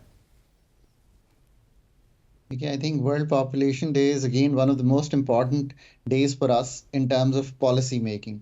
अगर आपकी पॉपुलेशन 2 से 2.5% बढ़ती रहेगी और आप फैसलाबाद जैसा शहर हर साल एक नया ऐड करेंगे, विच मीन्स 60-70 लोग, तो आप मुझे खुद बताइए कि आप कितनी भी पॉलिसी मेकिंग कर लें, आप कितने भी रिसोर्सेज पैदा कर लें, it is going to be very difficult कि आप इन सब बच्चों को तालीम दे सकें, इन सब बच्चों को स्टंटिंग से निकाल सकें। ये वो मुल्क है जहाँ पे 40% बच्चे जो हैं वो स्टंटेड हैं। इसका मतलब है वो अपनी एज से बहुत कम ग्रो किए हैं। फिर माल न्यूट्रिशन इतनी है। सो हमें सीरियसली इस टॉपिक पर बात करनी चाहिए, सोचना चाहिए। और इसका मतलब पॉपुलेशन मैनेजमेंट है। इसका मतलब ये है कि हम अपनी ख़वातीन को ज़्यादा वक्त दें। ये सब चीज़ें जो हैं ये निहायत इम्पॉर्टेंट है। ये वो सोशल सेक्टर की पॉलिसी है which gets the least attention in Pakistan. इस तरह बढ़ते जाएंगे, इस तरह ग्रो करते जाएंगे, तो फिर अपने दोस्तों से क्या सीखेंगे? हम कहते हैं चीन हमारा दोस्त है, पता नहीं किस पहाड़ से ऊंची और किस समंदर से गहरी दोस्ती है। उन्होंने 1 चाइल्ड पॉलिसी की थी ना अपने मुल्क में। हम असल बात की तरफ कभी नहीं आते। मुझे खुशी है कि आपने अपनी बात का आगाज़ इस चीज़ से किया। मैं हमेशा ये कहता हूँ कि मैनेजमेंट ऑफ पॉपुलेशन, और कई हुकूमतों ने तवातर से साल हर साल हमने इसको कभी भी बहुत सीरियसली नहीं लिया। हर एक को ये सोचना है कि ये वो चीज़ है जिसके पे हमें बात करनी चाहिए और हमें इस पे तालीम हासिल करनी चाहिए और इसको हमें मंजर आम पे लाना चाहिए। सो आई एम रियली ग्लैड कि हमने इसकी गुफ्तगू की है और आज सारा दिन ज़रूर करनी चाहिए। बिल्कुल। अब जहाँ तक पाकिस्तान की जी खाकान साहब कंटिन्यू कीजिएगा प्लीज। जहाँ तक पाकिस्तान के बजटिंग और रिसोर्सेज का ताल्लुक है, तो देखिए ना, आज भी हम 10 मिलियन यानी कि 1 करोड़ हाउस होल्ड्स को चंद रुपए देते हैं हर क्वार्टर में ताकि वो गुजारा कर सकें अपना और वो वल्नरेबल ना हो। 40% लोग जो हैं वो पॉपुलेशन हमारी जो है वो खतरे गुर्बत से नीचे रहती है। This is the seriousness of the challenge. और पॉपुलेशन का अगेन इससे एक बहुत बड़ा रोल है। एक बजट आया है, एक डिफ़िकल्ट सर्कमस्टांसेस हैं, IMF के साथ जाना चाहते हैं, पॉलिसी साजी मुल्क में एक आउटसोर्स्ड सी है, हमारी अपनी थिंकिंग कम है, हम रिलाई करते हैं आउटसोर्स थिंकिंग पे, IMF पे, बाकी मल्टीलैटरल्स पे। सो एक हुकूमत ने ये कोशिश की है कि एक ऐसा बजट बनाया जाए जो IMF से एग्रीमेंट करवा दे ताकि पाकिस्तान के एक्सटर्नल रिसोर्सेज जो हैं वो पूरे किए जा सकें। इसमें मैं समझता हूँ कि बहुत सी तकलीफ इनकम जो पर्सनल इनकम टैक्स कमाते हैं, सैलरीड को भी, नॉन सैलरीड को भी गई है। अब एक कोशिश करनी चाहिए कि हम एग्रीकल्चर इनकम को, रिटेल को, रियल एस्टेट को, जो बाहर हैं टैक्स नेट से, जो टैक्स गैप्स हैं मैन्युफैक्चरिंग में भी हैं। पाकिस्तान की बहुत बड़ी एक आबादी है जो उनकी सख्त है उतना टैक्स नहीं देती, कुछ को हमने खुद बाहर छोड़ा हुआ है। अभी हमने लिखा है अपने बजट्स में कि हम 9.5 अरब पूरे मुल्क से लेंगे in terms of agriculture income tax. ये 20-22% है पूरे मुल्क की जीडीपी के हुजम का, और पूरा मुल्क 13,000 अरब टैक्स देने जा रहा है। तो हमें ये चीज़ें सीरियसली लेनी चाहिए। मैं समझ सकता हूँ कि इसके साथ साथ बिजली के जो बिलों का बढ़ना है वो भी लोगों के लिए तकलीफ थे। इसमें भी सारे पाकिस्तान को प्रेशर करना चाहिए स्टेट को कि वो तंजीमें न करे हमारी एनर्जी सेक्टर की, अपनी जो प्रोडक्शन कॉस्ट है उसको कम करें, जो लाइन लॉसेस हैं, जो चोरी होती है उसको कम करें, पूरे मुल्क के निज़ाम को ठीक करने की कोशिश करें, प्राइवेटाइजेशन इस पे हम लोग मुतअद्दिद बार बात करते भी हैं। आज हम लोगों ने ज़रा सोचा कि पॉपुलेशन पे पर्टिकुलरली बात की जाए, तो मैं उसी की तरफ वापस आऊँगी। अब आबादी के कंट्रोल के लिए हमारी हुकूमत ने अभी तक क्या किया है, क्या वो काफ़ी है? अभी का बजट हमारा रिसेंटली पेश हुआ, वो पास हुआ, वो बल्कि इम्प्लीमेंट भी हो चुका है। उस बजट में इस पॉपुलेशन कंट्रोल के हवाले से, अवेयरनेस के हवाले से या क्या किया गया, क्या स्टेप्स लिए गए? देखिए, अगर आप ये सोचें तो जैसे हमने कई स्कीम्स चलाई थी, 2 बच्चे ही अच्छे, फिर लोगों को अवेयरनेस क्रिएट करना। सबसे बड़ी बात तो ये है कि देखिए, जितनी ख़वातीन और हजरात तालीम याफ्ता होंगे, जितना इस चीज़ को समझेंगे, इस चीज़ की जितनी आगाही होगी कि हमने पॉपुलेशन मैनेजमेंट कैसे करनी है और ये क्यों मेरी सारी बहनों के लिए एक अच्छी चीज़ है और बच्चों की नशो-नुमा के लिए एक अच्छी चीज़ है। सो आई थिंक कि हुकूमत तो जो कर सकती है सो कर रही होगी, पर असल बात यह है कि आई थिंक मीडिया का इतना इफेक्टिव अब रोल है हर चीज़ में कि आई थिंक कि आज हमें सारा दिन इस पे जो है वो गुफ्तगू करनी चाहिए। I think that's the best we can do. इसकी क्या आइडियोलॉजी है, हम ये क्यों करना चाहते हैं, हम अगर इसी तरह बढ़ते रहे तो आने वाले सालों में क्या होगा, और इसका रिसोर्सेज पे प्रेशर कैसे आता है, और मैल न्यूट्रिशन का क्या मतलब होता है कि आपके बच्चे को वो ग़िज़ा नहीं मिली जिससे वो पूरा ग्रो कर सके। इसका तो मतलब ये है, आप हैरान होंगी कि मतलब 40% बच्चे तो मेन स्ट्रीम में आ ही नहीं सकते और कंट्रीब्यूट ही नहीं कर सकते। तो हम जो कहते हैं कि बड़ी यूथ पॉपुलेशन है, हम ये कर लेंगे, वो आप कर ही नहीं सकते। This is the kind of framework that we have to develop. और इसमें ऑफ कोर्स आई थिंक सबसे बढ़ के जो चीज़ है वो औरतों की तालीम होना है। मैं हमेशा कहता हूँ कि a woman in the house produces the real house hold. मेरी वालदा जो थी वो गायनेकोलॉजिस्ट सर्जन थी, मेरी बहन जो है वो एक इंटरनल मेडिसिन स्पेशलिस्ट हैं, मेरी जो बेगम है वो PhD हैं और दुनिया भर में टैक्स के निज़ाम को ठीक करती हैं। I have always been very proud of these 3 women। And तीनों के मतलब अगर आप देखें तो दे हैव द सेंस कि उनके my mother had 2 children, my sister has 2 children। सो ये आई थिंक तालीम शऊर जो है वो सबसे बढ़ के है नेशन बिल्डिंग में। अच्छा खाकान साहब, थोड़ा सा क्योंकि आप माहिर मुआशियात भी हैं तो हम आपकी मौजूदगी का फ़ायदा लेना चाहते हैं। टैक्सेस के ऊपर आपने बात की, तो आपके तो घर में भी PhD की हुई है टैक्सेस के ऊपर बाबी ने। सो ये बताइए कि जो टैक्सेस के ऊपर पहले आपने बात की, मैं थोड़ा सा इस पे आपको थोड़ी सी इलैबोरेशन चाहता हूँ कि जो टैक्स नेट है हम उसको नहीं बढ़ा रहे, लेकिन अनफॉर्चुनेटली जो एग्जिस्टिंग इंडस्ट्री है, चाहे आप फ्लोर मिल्स की बात कर लें, चाहे आप पेट्रोल पंप्स मालिकान की बात कर लें, हम उन पे इजाफी टैक्सेस लगा रहे हैं, विदहोल्डिंग टैक्सेस लगा रहे हैं। सो ये तो कम करना चाहिए, मेरे ख्याल टैक्स नेट को बढ़ाना चाहिए। तो देखिए, ये बात आपकी बिल्कुल दुरुस्त है। असल जो मसला है पाकिस्तान का वो ये है कि हम टैक्स की बेस को बढ़ाने में कामयाब नहीं होते। इसमें हुकूमतों का तो किरदार है ही है। हुकूमतों का एक अच्छा FPR बनाना, एक अच्छा प्रोविंशियल रेवेन्यू अथॉरिटीज़ बनाना। ये याद रखिए कि 5 हुकूमतें काम करती हैं पाकिस्तान में, पर सबसे बढ़ के उन लोगों का भी तो किरदार है कि जब हम रिटेलर और होलसेलर पर टैक्स लगाते हैं तो स्ट्रीट एजिटेशन होती है। एग्रीकल्चर इनकम टैक्स लगाने की कोशिश करते हैं तो वो डोमिनेंट है इस वक्त प्रोविंशियल और जो आप असेंबलीज हैं तो वो नहीं लगा पाते। कैसे अफसोस की बात है कि हम ये कहते हैं कि हम IMF के कहने पे एग्रीकल्चर इनकम टैक्स लगाने जा रहे हैं। मतलब मुझे तो दिली दुख होता है जब इस तरह की गुफ्तगू पाकिस्तान में होती है। यार, एग्रीकल्चर इनकम टैक्स इसलिए लगाना है कि वो भी मेरे भाई बहन वही टैक्स दें जो उनकी इस्तात के मुताबिक हो, ना कि वो 1 लाख रुपया टैक्स दे रहे हों जबकि उन्हीं के अर्नर्स जो दूसरे हैं वो 50 लाख रुपया टैक्स दे रहे हों। इतना शरअ टैक्सेशन में फ़र्क जो है, हॉरिजॉन्टल इक्विटी क्रिएट करना बहुत ज़रूरी है। ये भी याद रखिए कि हमारे लार्ज फार्म होल्डर्स जो हैं 1% जो है वो 22% अराजी पाकिस्तान की होल्ड किए हुए हैं।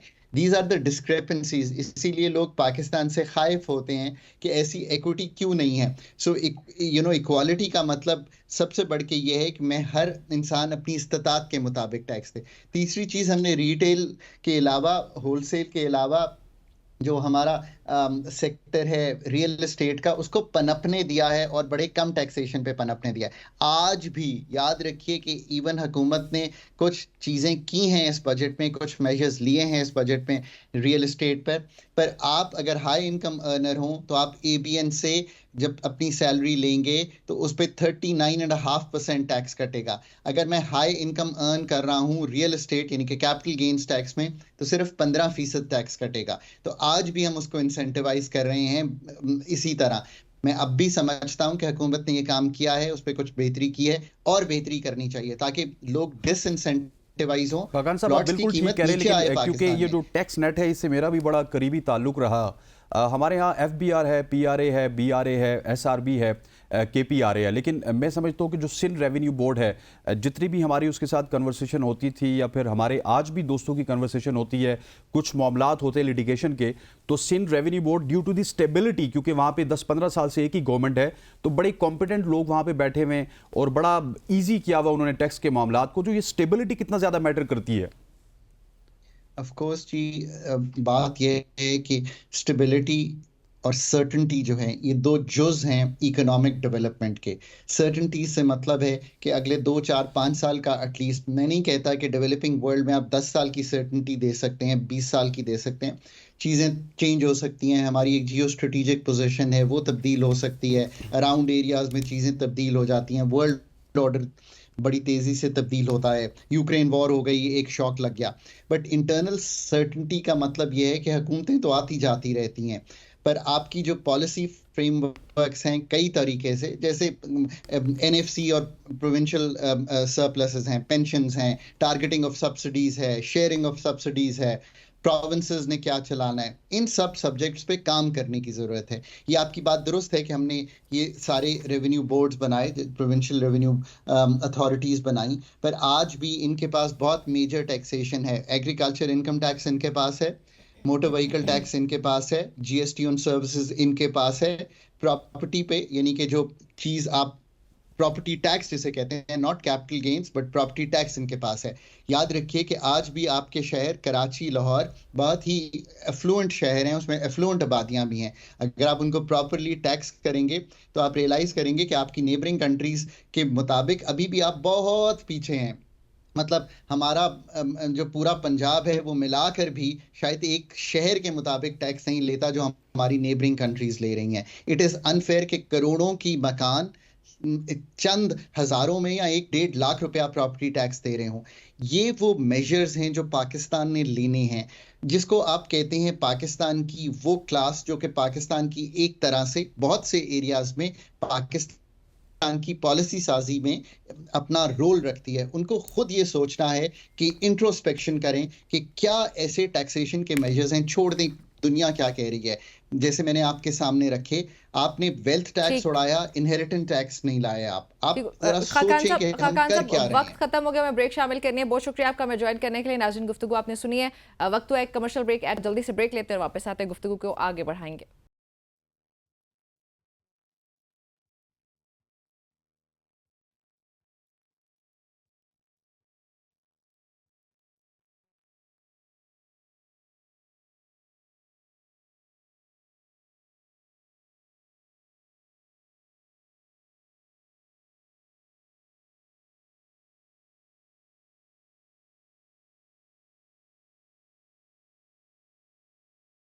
Welcome back everybody, welcome back to Sabki Soch. अभी आपकी मुलाकात हम एक अहम शख्सियत से करवाने लगे, लेकिन उससे पहले हसनैन से पूछे, Hasnain do you watch wrestling? या बहुत ज़्यादा देखता हूँ, अभी भी देखता हूँ, लेकिन जब जॉन सीना होते थे, रॉक होते थे, रेगुलर आते थे। फेवरेट कौन है? Favourite John Cena.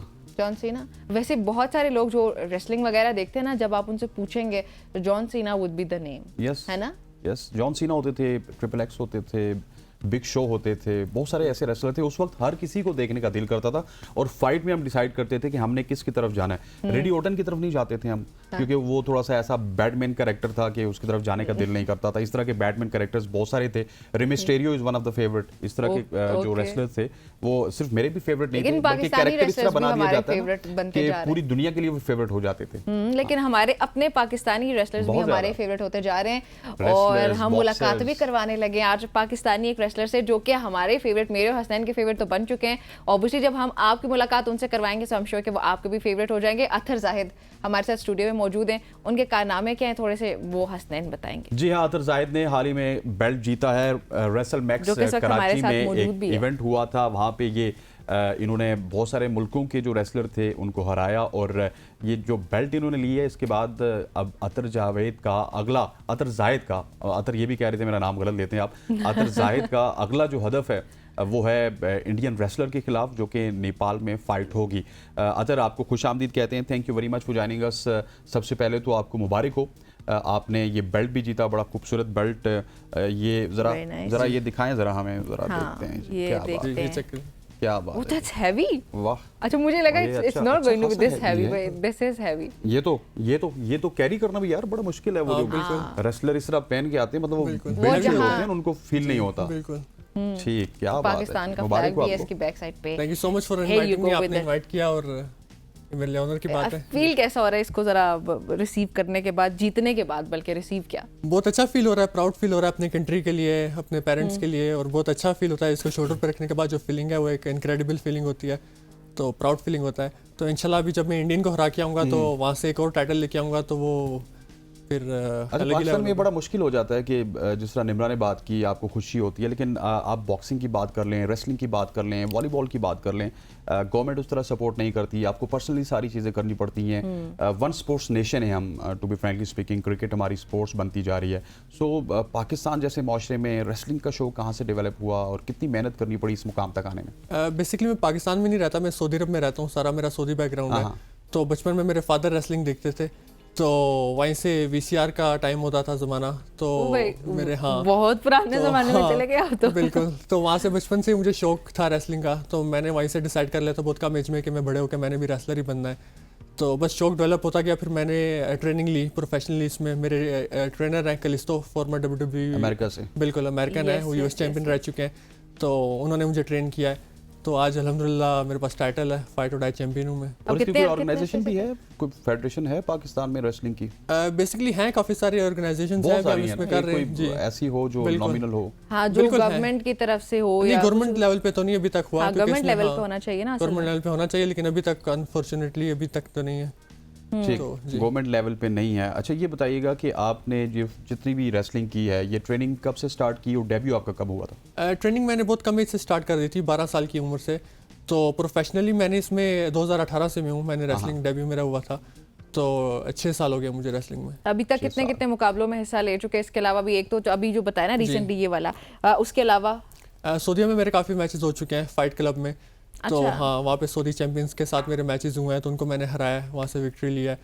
तो पाकिस्तान में मेरे काफ़ी मैचेस हुए हैं, कराची में, और इस तरह बस अभी इंशाल्लाह जो मेरा नेक्स्ट मैच है वो नेपाल में है इंडियन के साथ, तो वो बहुत इंटरेस्टिंग मैच होगा। और ये जो टाइटल भी मैंने विन किया, ये फाइट और डाई चैंपियनशिप है, तो जिसके पास ये टाइटल है उस पर रिस्पॉन्सिबिलिटी आ जाती है। अगर आपको कोई भी चैलेंज करे आप उसे बैकआउट नहीं कर सकते, इसका नाम ही फाइट और डाई, ये लड़ो या मरो, फाइट और डाई। तो अभी उसने मुझे चैलेंज किया है, तो अभी मुझे जाके उसको यानी डिफेंड करना है अपना टाइटल, और यानी फाइट करना है उसे, तो इंशाल्लाह मैं ही जीतूंगा और अपने कंट्री को प्राउड करूंगा। अच्छा, ये जो रेसलिंग का डिपार्टमेंट है, ये आप कितनी सीढ़ियां पार करके, जो जिस रेसलिंग की मैं और निम्रा बात कर रहे थे, जॉन सीना की और रेमिस्टेरियो की, रॉक की, बेसिकली तो पूरे पाकिस्तान में वही रेसलिंग है जो पॉपुलर है, या फिर एक दूसरी रेसलिंग भी है वो जो जालू के अंदर होती है, तो वहाँ तक किस तरह पहुँच सकते हैं? कौन कौन सी सीढ़ियाँ हैं? बेसिकली WWE के ट्राईआउट्स होते हैं, पाकिस्तान में तो नहीं होते, ऑल अराउंड द वर्ल्ड होते हैं, सऊदीया में भी होते हैं, दुबई में होते हैं, या अगर आप कर सकते हैं अब्रॉड जा सकते हैं तो वहाँ पे तो आपको ट्राई आउट में सिलेक्शन होती है आपकी, तो अगर आप सेलेक्ट हो जाते हैं फिर वही आपको ट्रेन करते हैं, और WWE में आपको पहले NXT में लाते हैं, फिर रॉ स्मैकडाउन में आपका डेब्यू होता है। तो इस तरह तो वो आपको ट्राई आउट्स देने पड़ते हैं WWE मतलब NXT में वो एकदम ले जाते हैं ट्रायल्स वगैरह के बाद? बिल्कुल बिल्कुल वही खुद आपको ट्रेन करते हैं, फिर आप डेब्यू करवाते हैं WWE में। तो आप उसके लिए प्लान कर रहे हैं कुछ? मैंने अप्लाई किया है, अभी मैं सिलेक्टेड हूँ उसमें, तो अभी जैसे वो ट्राई आउट्स नेक्स्ट शेड्यूल होंगे सऊदीया में, तो मेरा उसमें है। अच्छा, आप सऊदीया में बहुत ज्यादा परफॉर्म करते रहे, सऊदीया से ही आपने सीखा ट्रेनिंग, या ऑब्वियसली आपने वहीं से सारा उसी माहौल में आप रहे हैं। अच्छा, वहाँ का अगर आप कंपैरिजन करें पाकिस्तान से, सिर्फ सऊदी अरब नहीं बाकी भी आप पूरी दुनिया में जैसे आपके मुख्तलिफ जगहों पर मैचेस वगैरह होते हैं, आपके मुकाबले होते हैं, तो आपको क्या फर्क नजर आता है पाकिस्तान में और दीगर ममालिक में? फर्क तो स्टैंडर्ड वाइज बिल्कुल जमीन आसमान का फर्क है, एनवायरनमेंट अलग होता है। अब वो जमीन पे हम हैं या कोई और ममालिक होते हैं? दैट्स बैड नहीं, अनफॉर्चुनेटली कुछ ऐसा ही है, क्योंकि हाँ तो पाकिस्तान में आपको पता है क्रिकेट ही सब कुछ यानी किया जाता है, इसको प्रमोट किया जाता है, और हाँ तो काफ़ी सारा यानी डिफरेंस है इसमें, और एनवायरनमेंट का फ़र्क होता है, क्राउड का फ़र्क होता है, वहाँ पे क्राउड ज़्यादा होता है, पाकिस्तान में अभी तक क्राउड उस लेवल का नहीं है। अच्छा, क्राउड पुल अप करना भी कितनी बड़ी बात है ना, ये कितना ज्यादा स्पोर्ट्स पे फर्क पड़ता है। यहाँ पे अगर यहाँ पे हंसने अगर क्रिकेट मैच होता है ना, तो वो लोग टिकट्स ही नहीं मिल रही होती आपको, तो ये अनफॉर्चुनेट है कि यहाँ पे पुल अप ही नहीं कर पाते हैं हम क्राउड को। दीगर क्या मसाइल होते हैं कंपैरिजन में, मतलब अगर आपको लगे चले क्राउड एक नहीं होता, लोगों को पता ही नहीं है इस खेल के बारे में, बाकी एनवायरनमेंट का फर्क होता है, जो जिस लेवल का रिंग और इस तरह एनवायरनमेंट जो आसपास फैसिलिटीज नहीं होती, हाँ, फैसिलिटीज नहीं होती, निमरा वो होता है कि गवर्नमेंट की ब्रॉडकास्ट नहीं होता, कोई देख नहीं सकता, बिल्कुल सारी चीजें मीडिया कवरेज उस लेवल की नहीं होती जो इंटरनेशनल होती है, जैसे फिर हम जिस तरह क्रिकेट की करते हैं, बिल्कुल इसी तरह। यहाँ पे तो हमारी पूरी ट्रांसमिशन हसनैन एक ये भी रन करते रहे क्रिकेट की ट्रांसमिशन, इनसे पूछें कि ये क्यों इस तरह करते हैं। हमारे यहाँ बिकती क्रिकेट है तो हमें रन करनी पड़ती है, एग्जैक्टली, बात ठीक है, अनफॉर्चुनेट है, एक स्पोर्ट्स के ऊपर नहीं रहना चाहिए, तो इसीलिए हम ये सेगमेंट कर रहे हैं ना कि जो इस तरह के। अच्छा बिलाल, ये जो बेल्ट आपने जीती है, अतर हसनैन को नाम नहीं याद होगा, अतर ये जो बेल्ट आपने जीती है, ये बताइएगा कि इसकी भी कोई आपकी क्रेडेंशियल्स में फर्क पड़ेगा जब आप NXT के लिए अप्लाई कर रहे थे? तो बिल्कुल, जितनी भी आप चैंपियनशिप विन करते हैं तो उसमें फ़र्क तो पड़ता है, जितने ज़्यादा आपके चैंपियनशिप होते हैं तो उसमें ज़ाहिर है यानी आपके रिज्यूमे में फ़र्क पड़ता है, यानी हर चीज़ का। फिर आपकी परफॉर्मेंस भी देखी जाती है कि रिंग में कैसा परफॉर्म करता है, इसका स्टेमिना क्या है, तो ओवरऑल एक कंप्लीट पैकेज है प्रोफेशनल रेसलिंग। तो इसमें आपको रेजिलिएंट भी होना पड़ता है, यानी वो ये भी देखा जाता है कि जब आपका अपोनेंट आपको हिट करता है, मारता है, तो आप कितने रेजिलिएंट है, कितनी जल्दी आप उसे उठते हैं और फाइट बैक करते हैं, तो ये चीज़ बहुत मैटर करती है। तो आपकी हर चीज़ नोट होती है, ऐसे नहीं है कि WWE आप 1-2 मैच खेले और आप सेलेक्ट हो गए, तो आपकी एक चीज़ शुरू से लेके एंड तक आपको देखेंगे, फिर आपको सेलेक्ट करेगा WWE। अच्छा, WWE का एक सवाल है जो कि आम फेम लोग ये जानना चाहते हैं, क्योंकि आप रेसलर हैं, आपको ये सारी चीज़ें पता होंगी कि शायद वो सारी चीज़ें स्क्रिप्टेड होती हैं। ऐसा होता है कि WWE की जितनी भी फाइट्स हैं वो पहले से लिखी होती हैं कि आपने हारना है, आपने जीतना है, आपने इतने पंच मारने हैं, इतनी किक्स मारनी है, या ये सिर्फ एक कहानी है? नहीं, ऐसा कुछ भी नहीं है। जो आप देख रहे होते हैं रेसलिंग में सब कुछ रियल होता है, जो भी मार पड़ रही होती है और जो भी आपको देख रहे होते हैं वो सब कुछ लग रहा होता है एक्चुअल में। दूर से बाहर से देखना और एक्चुअल में उस मोमेंट को जीना बहुत फ़र्क होता है। देखने वाला तो समझ रहा होता है कि नहीं लग रही, कुछ भी नहीं है, लेकिन जो रिंग में परफॉर्म कर रहा होता है उसी को पता होता है कि क्या हो रहा है। तो अगर जिसको भी ऐसा लगता है कि नकली है, वो खुद चले मेरे साथ रिंग में आए, पता चल जाएगा कि अगर आपको भी। मुझे कनाडा के बंदे ने बताया, क्योंकि कनाडा में USA में बड़ी पॉपुलर है। बिल्कुल है, बिल्कुल। तो इसमें प्रोफेशनल रेसलिंग है, इसमें ये होता है कि ये स्टोरी लाइंस होती हैं इसमें मैच को बिल्डअप करने के लिए। मैच से पहले स्टोरी लाइंस होती हैं, क्योंकि किसी को एक दूसरे से मसला होता है, किसी को बेल्ट चाहिए, किसी ने किसी की गर्लफ्रेंड को छेड़ दिया, तो किसी को कोई कहता है मैं तुमसे ज्यादा बेहतर हूँ। अच्छा, तो हाँ ये होता है, तो स्टोरी लाइंस होती है, प्रोवोक करने के लिए कोई चैलेंज होता है। बिल्कुल, तो ये स्टोरी लाइंस होती है। बाकी सारी टेक्निक की गेम है, तो आपको टेक्निक्स आनी चाहिए। तो जितने ज़्यादा आप स्किल्स होंगे, आपका स्टेमिना अच्छा होगा, तो उतना ही आप जितना अच्छा परफॉर्म करेंगे आप, तो उस लेवल पे ये आप आगे चलिए। अतर जायद ने तो आज सब कुछ क्लियर कर दिया, आपको बता दिया निमरा, और पूरे नाज़रीन को बता दिया कि कुछ भी स्क्रिप्टेड नहीं होता। जो कहते हैं स्क्रिप्टेड है, वो चले रिंग में, खुद रिंग में आया तो उसको पता चल जाएगा, फिर मुझे बताने की जरूरत नहीं पड़ेगी। नहीं, वो वहीं से रिंग से पहले से ही वो भाग गया, अभी से भाग गया। अच्छा, ये बताएं कि जो आपका भी नेपाल में मैच होने जा रहा है इंडियन के खिलाफ, उसकी कोई डेट्स वगैरह आई हैं? डेट्स अभी अनाउंस होने वाली हैं ऑफिशियली। अच्छा, तो who is he who has challenged you? वो इंडियन है। नाम वगैरह वो कैसा परफॉर्म करते हैं, उनके बारे में अगर कुछ आप शेयर करना चाहें। बेसिकली अभी मेरा जिनके साथ मैच है वो मेरे से डबल साइज के हैं, डबल एज के हैं, और मेरे से ज्यादा एक्सपीरियंस रेसलर है। तो अभी ये मेरे पे बहुत रिस्पांसिबिलिटी है। That is going to be a tough match. बिल्कुल, बहुत टफ फाइट होने जा रही है, टफ मैच होगा बहुत। तो इसमें कोई भी वेपन अलाउड होगा, कैंडो स्टिक्स, टेबल, चेयर, हर चीज इसमें। अगर आपका ब्लड भी निकले तो यानी मैच यानी चलता रहेगा। तो ये हार्डकोर मैच है, हाथ नहीं मारेंगे। बिल्कुल, तो हार्डकोर मैच है ना, एनीथिंग गोज ऑन, यानी कुछ भी हो सकता है। तो फिर आपने उसके लिए क्या तैयारी की है अभी तक? अभी मैंने अभी मैं सऊदीया में जाके तैयारी शुरू करने वाला हूँ। मेरे ट्रेनर ही मुझे ट्रेन करेंगे, तो कलिस्तो। अच्छा जी। तो कितनी देर के लिए ट्रेन करते हैं आप खुद को? डेली बेसिस पर? डेली बेसिस पे हमारी वैसे 5 घंटे की ट्रेनिंग होती है। 3 घंटे रिंग ट्रेनिंग होती है, 2 घंटे हमारा जिम होता है। अच्छा। तो रिंग ट्रेनिंग जो होती है वो हफ्ते में 3 दफ़ा होती है। अच्छा, तो अच्छा। हाँ, क्योंकि एक दिन का आपको बॉडी को रेस्ट भी ज़रूरी है तो रिकवरी के लिए। अच्छा, जिस तरह आपने बताया कि वो मतलब हार्डकोर फाइट्स होती हैं, इसमें भी कोई रेड लाइंस होती हैं कि आपने यहाँ से आगे नहीं बढ़ना, मतलब आपकी अगर लाइफ को थ्रेट है तो वहाँ से आगे आप नहीं बढ़ सकते, ये कोई एसओपीज होती है पहले से तय? नहीं, बेसिकली ये कैटेगरीज होती है, मैच पे डिपेंड करता है कि आप कौन सा मैच खेल रहे हैं। अगर सिंपल मैच है तो उसमें लिमिट्स होती हैं कि आप यानी कोई वेपन नहीं यूज़ कर सकते और यानी ब्लड यानी इस लेवल पे नहीं मार सकते कि अगले का ब्लड निकल आए। तो ये है। तो अगर आपका हार्डकोर मैच है या लास्ट मैन स्टैंडिंग मैच है कि आपने अपने ओपोनेंट को इतना मारना है कि वो 10 रेफरी 10 तक काउंट करे और वो उठ ना सके, तो ये कैटेगरीज होती है ना, उसमें यानी कोई भी वेपन अलाउड होता है। फिर चेयर्स मैच होता है, टेबल्स मैच होता है, ये कैटेगरी वाइज ये डिपेंड करता है कि आपका मैच कौन सा है। लेकिन फिर भी उसमें कोई लिमिट होती होगी ना कि भाई ऐसा थोड़ी है कि वो अगर हार्डकोर है या कुछ इस तरह का है तो वो उसमें बस बंदे को मार ही देना है। नहीं, अगर हार्डकोर मैच है तो कुछ भी हो सकता है, ये पहले से कॉन्ट्रैक्ट साइन हुए होते हैं कि कुछ भी हो सकता है और हाँ, अपनी रिस्पांसिबिलिटी होती है। बहुत जिगरे वाली भाई ये लोग हैं जो ऊपर जाते हुए। नहीं, रिंग में कई रेसलर्स की डेथ हो चुकी है, अगर आप देखें तो WWE की बात करूं, स्मैकडाउन, रॉ की बात करूं, वहां पे लिमिटाइज हो जाता है, अंपायर्स आ जाते हैं, रेफरी आ जाते हैं, बच बचाव हो जाता है और वहां पे भी लगता है कि स्क्रिप्टेड है कि इस मामले पे आके इन्होंने बच बचाव कर लिया। बिल्कुल बिल्कुल।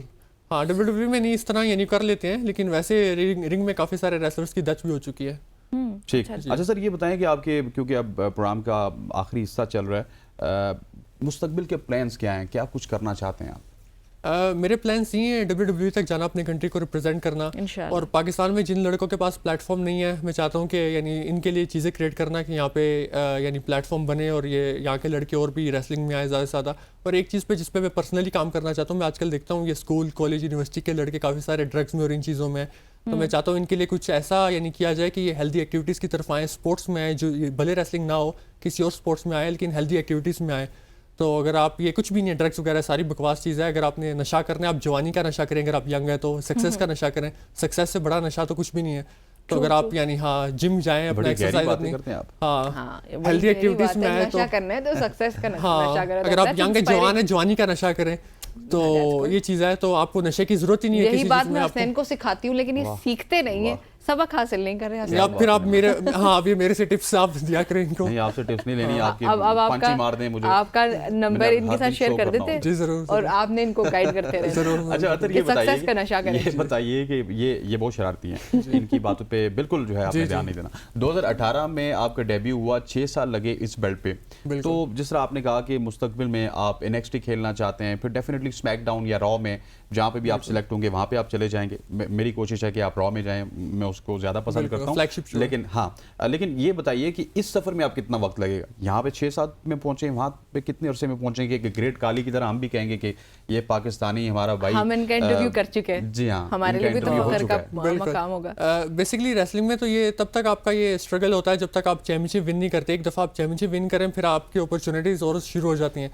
तो इंशाल्लाह भी जैसे ही मैं इंडियन को हरा के आऊँगा, वो भी वर्ल्ड टाइटल का मैच है, तो उसके बाद ज़्यादा टाइम नहीं लगेगा। यानी काफ़ी इंशाल्लाह मेरे काफ़ी प्लान्स हैं और WWE तक पहुंचने के लिए भी मैंने जैसे बताया मैं ऑलरेडी सिलेक्टेड हूँ, जैसे वो उसके लिए आप काम कर रहे हैं, हाँ शॉर्टलिस्टेड है, तो हाँ शॉर्टलिस्टेड हूँ, और जैसे वो उनके ट्राई आउट शेड्यूल्ड होते हैं तो मैं उसमें अप्लाई यानी ठीक हो गया। चलें फिर आपसे मुलाकात होती है जब आप एक इंडियन जो आपके ओपोनेंट है उनको हरा के जब आते हैं, इंशाल्लाह आपसे फिर से मुलाकात होती है। नाज़रीन, इस सेगमेंट से इतना ही। यहाँ पे वक्त हुआ एक ब्रेक शामिल करने का, जल्दी से एक ब्रेक शामिल करते हैं, फिर जब वापस आएंगे गुफ्तगू के सिलसिले को आगे बढ़ाएंगे। हमारे साथ ही रहिएगा, देखते रहें सबकी सोच।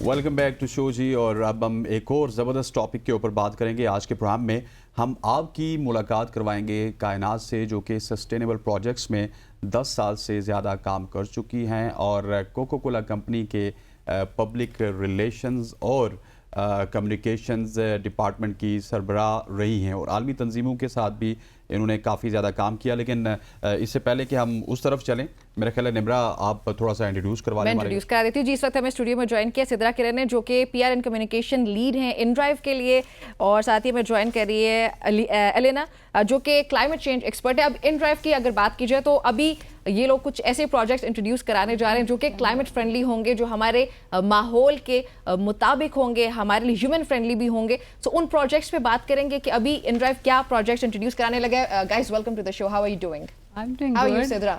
How are you guys? Elena? Good. How are you doing in Pakistan?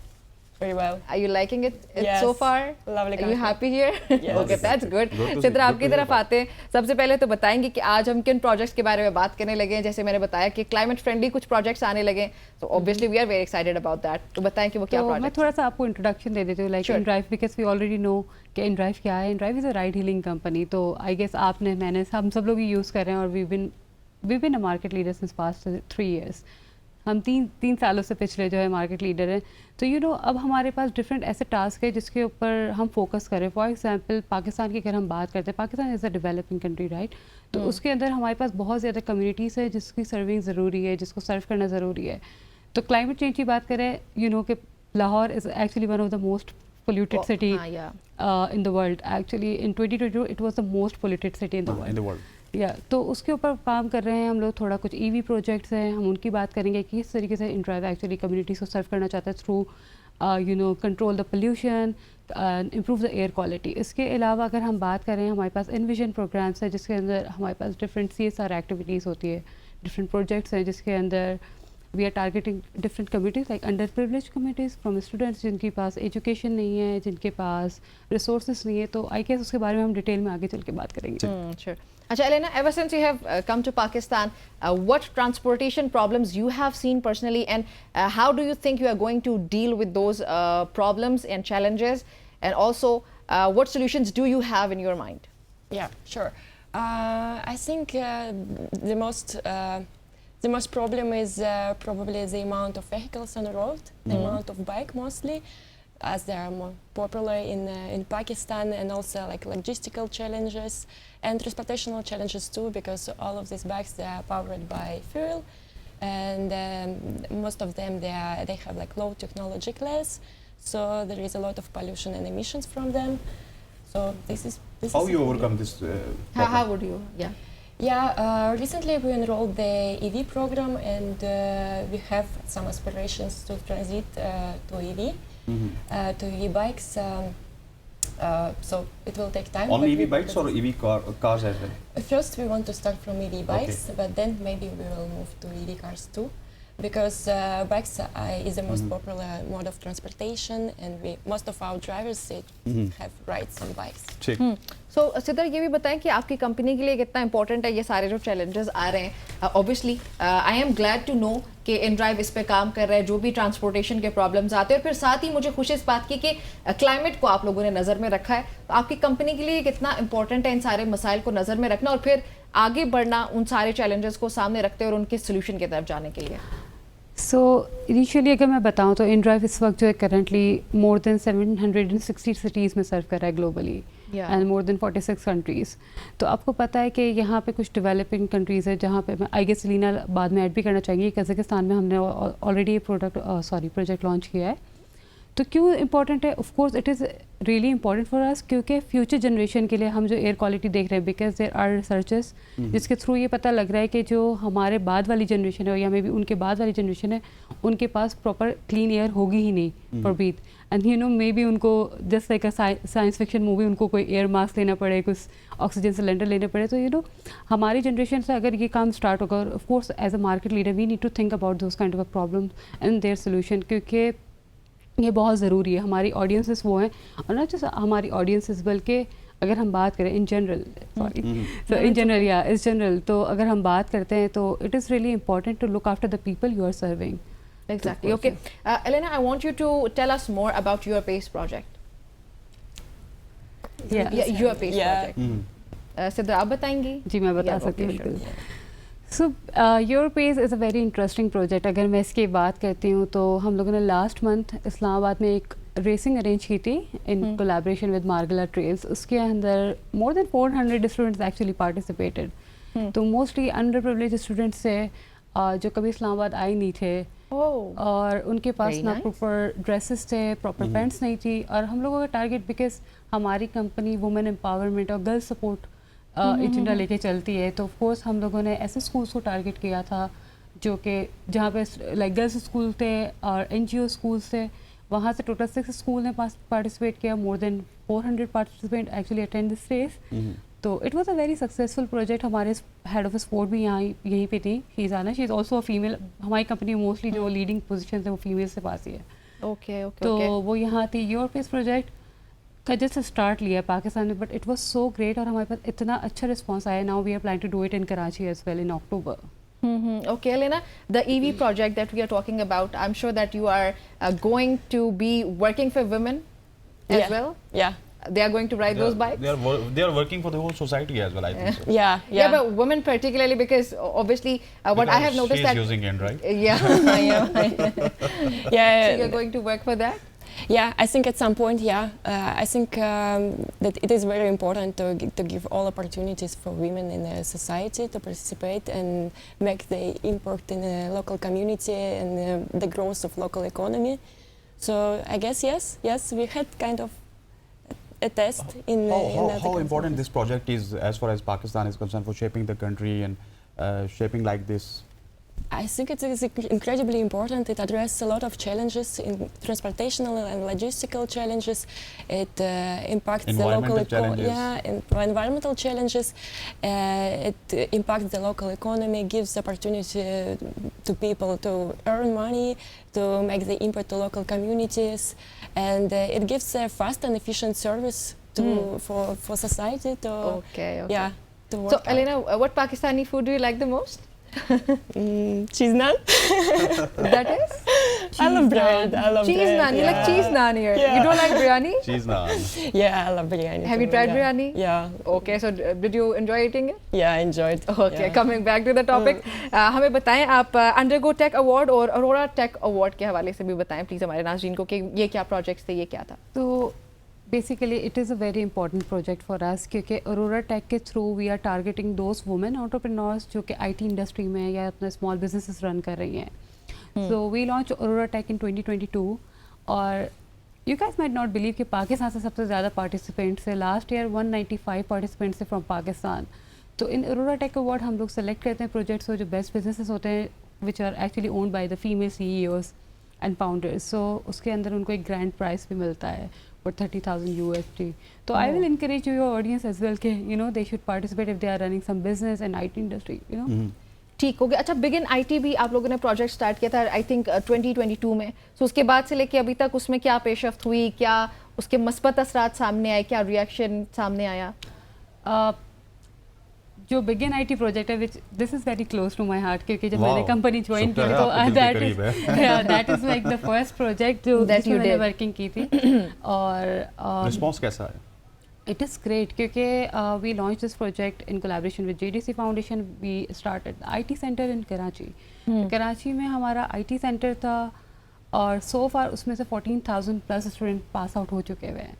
So वहाँ पे सारी computer labs, teachers which was provided by InDrive, and also you know वहाँ पे जो है प्रॉपर ट्रेनिंग होती है एंड देन सर्टिफिकेशन होती है। और कुछ स्टूडेंट्स जिनका कैलिबर लाइक हाई होता है और they want to continue with their you know with more advance program, उनके लिए हम लोगों ने एक यूनिवर्सिटी की लाइक फैसिलिटीज़ भी है, तो वहाँ पे वो इनरोल हो सकते हैं, they can participate. In future we are planning to you know expand this thing to our drivers children, जो हमारे पास ड्राइवर्स कम्युनिटी काम कर रही है। अच्छा, उनके बच्चों को भी इसमें अकोमोडेट कर सकें इन डिफरेंट सिटीज़।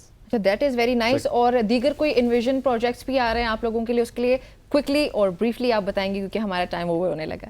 ठीक है, तो अगर हम बात करते हैं एक हम यूरोप की हम लोग ऑलरेडी बात कर चुके हैं। इसके अलावा हमारे पास begin IT Aurora Tech award हो चुका है। अंडरडॉग अवार्ड इज समथिंग जिसके अंदर कोई भी पार्टिसिपेट कर सकता है, कोई भी small business owner, it's not gender based actually. इसके अलावा हमारे पास ऑल्टरनेटिव है, it's is like a movie project जिसके अंदर जो डायरेक्टर्स हैं जिनके अंदर स्किल्स है but they don't know you know how to put themselves out, तो हम लोग उनको स्कॉलरशिप्स दे रहे हैं, उनको प्लेटफॉर्म प्रोवाइड कर रहे हैं, you know they can register, वो अपनी डॉक्यूमेंट्रीज बनाएं।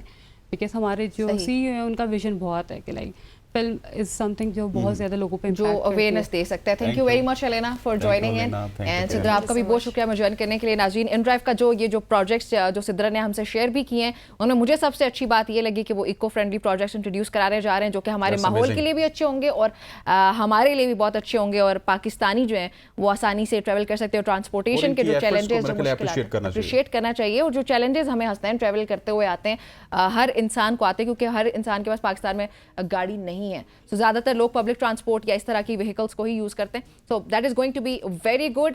ये थी जी हमारी आज की सुबह की सोच। उम्मीद है आप सबको पसंद आई होगी। आप सबने अपना और अपनों का बहुत सारा ख्याल रखना है। अल्लाह हाफ़िज़।